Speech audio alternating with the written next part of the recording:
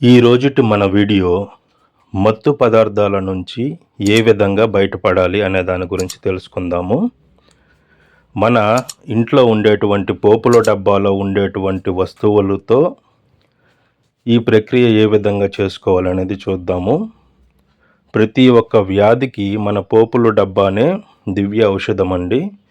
ఆ పోపుల డబ్బాలో ఉండేటువంటి దినుసుల గురించి తెలుసుకుంటే చాలు, ఎటువంటి వ్యాధులన్నా సరే మనం నయం చేసుకోవచ్చు. ఇప్పుడు ఈ మత్తు పదార్థాలను ఏ విధంగా మాన్పించాలో తెలుసుకుందాం.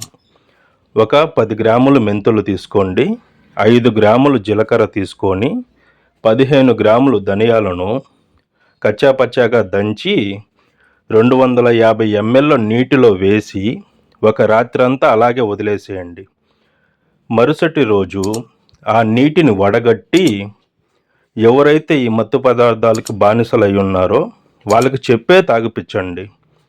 ఈ విధంగా మీరు ప్రతిరోజు పరగడుపున 21 రోజులు చేస్తున్నట్లయితే ఆ మత్తు పదార్థాల మీద ఉండేటువంటి యావ అనేది తగ్గిపోయేసి ఆ మత్తు పదార్థాలను మానేస్తారు. ఇది ఒక్క ఆల్కహాల్కే కాదండి, ప్రతి ఒక్క మత్తు పదార్థాలకి ఇది ఉపయోగపడుతుంది. దీన్ని 21 రోజు జాగ్రత్తగా చేసుకొని వాడుతున్నట్లయితే ఆ మత్తు పదార్థాల మీద ఉండేటువంటి యావంతా తగ్గిపోతుంది.